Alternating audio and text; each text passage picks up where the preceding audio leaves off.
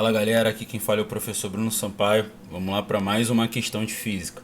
Considere um carro que trafega em uma rodovia retilínea. O gráfico a seguir mostra a velocidade do automóvel em função do tempo. E aí vem esse gráfico que está aí na ilustração. A partir dos dados fornecidos, responda. Letra A. Qual foi o deslocamento do carro? E letra B. Qual foi a distância percorrida pelo carro? Um gráfico de velocidade por tempo, com a área formada entre a linha do gráfico e o eixo do tempo, a gente sabe a distância que ele anda em cada intervalo. Então eu tenho que observar que eu tenho uma região do gráfico acima do eixo, tenho uma região do gráfico abaixo do eixo. Isso representa que ora a velocidade é positiva, ora é negativa. Em outras palavras, o movimento inicialmente está indo em um sentido e depois ele virou e começou em outro sentido. Então o que eu vou calcular é a distância que ele anda em cada intervalo desse. Primeiro eu vou começar pela região de cima. O gráfico forma uma área com o eixo do tempo aqui, que forma essa figura que a gente chama de trapézio. Como é que a gente faz para descobrir a distância?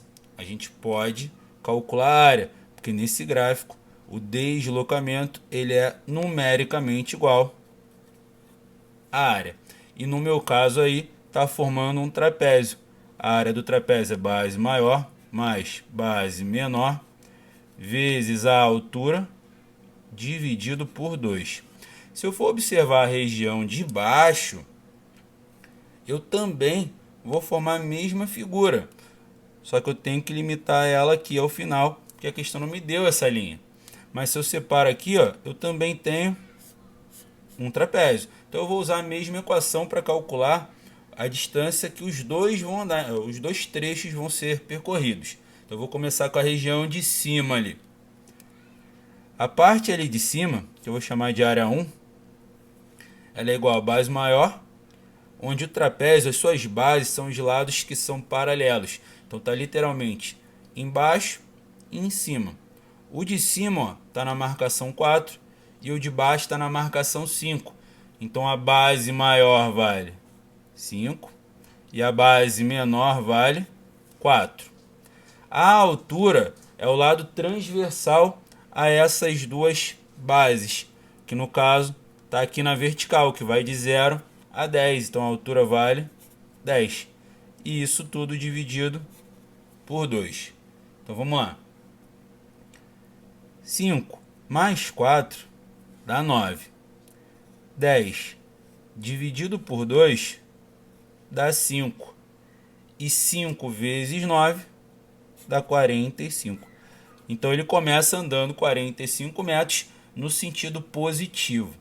Agora vamos para a área 2, que é a área de baixo, que corresponde ao sentido negativo, ele voltando. A figura é a mesma, mas os valores não são. Bases são os lados paralelos, então também está embaixo e em cima.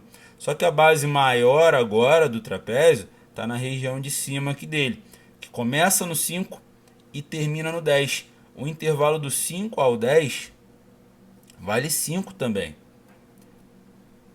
A base menor, ela começa aqui no 6 e termina no 10. Do 6 ao 10, o intervalo é 4. E a altura é a distância transversal às bases, que vai estar marcando aqui exatamente na vertical, que vai do 0 ao menos 8. Não importa que a marcação é negativa ali. O que importa para a gente calcular a área é a distância entre os pontos. A distância entre o menos 8 e o 0 é 8. E isso tudo dividido por 2. Então vamos lá, mesmo esquema. 5 mais 4 dá 9. 8 dividido por 2 dá 4. E 9 vezes 4 dá 36. Medida em metro devido às unidades. Então já descobri a distância percorrida por ele em cada pedaço. Agora vamos para o que a questão pediu. Letra A. Deslocamento.